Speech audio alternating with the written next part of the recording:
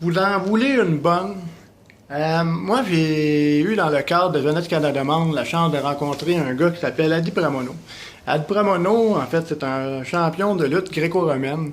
Puis, il a été jumelé à moi comme homologue. Fait que rendu au Canada, quand que cette personne est arrivée dans le cadre du programme, on devait passer 3 mois ensemble en Nouvelle-Écosse.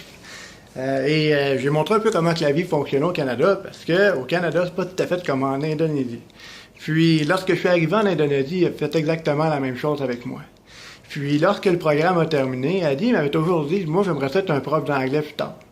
Puis, moi, je retourne au Canada et quelques années plus tard, on a décidé de faire ce rêve-là ensemble. Donc, rendu en 2011, j'ai décidé d'investir pratiquement 50% de mes économies afin de financer l'ouverture d'une école qui s'appelle en fait Eduprana, qui est basée à Bornéo, donc à Palangkaraya, sa ville à lui. Puis à ce moment-là, quand j'ai démarré cette école-là, avec lui, à distance, les gens me disaient, c'est Samuel, c'est pas l'impression de te faire avoir, ça. Puis durant les 3 ans que j'ai été propriétaire de l'école avec lui, on a eu environ 2000 étudiants qui ont appris le français, l'anglais, le coréen puis le japonais. Et en fait, ces étudiants-là, ils faisaient pas juste suivre un cours. Pour eux, ça leur permettait de devenir les meilleurs citoyens du monde. Et rendu en fait en 2013, après avoir fait quelques voyages, finalement, j'ai vendu l'école. Et puis, je suis de retour en Indonésie en 2016 avec 2 personnes afin de promouvoir l'entrepreneurship. Et puis, on doit apprendre une langue. Et Adi Pramono, en fait, ce gars-là, il est encore à Palangkaraya. Et puis aujourd'hui, on cherche un professeur.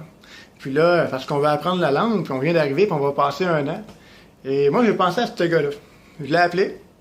Et après 3 ans, donc demain, il revient dans ma vie. Il va prendre l'avion de Palangkaraya à Surabaya. Et puis, lundi, donc toute la semaine, 5 heures par jour, il va m'apprendre l'indonésien avec mes deux collègues de travail. Donc, ça va être des retrouvailles qui vont être vraiment incroyables parce que je vous avoue que quand que j'ai vendu l'école à Adi, ça a terminé un petit peu plus triste, que même je peux vous dire que pendant 1 an, on s'est pratiquement pas parlé.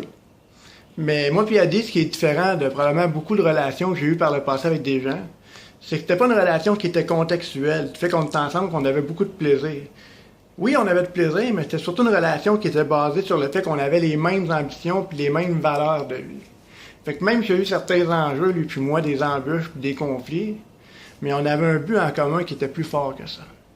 Fait qu'il a dit, j'ai mauditement hâte de te voir à Surabaya demain après-midi, qu'on va passer une semaine ensemble, puis que cette fois-ci, je pense que tu vas être capable de m'apprendre 3-4 mois en Indonésie.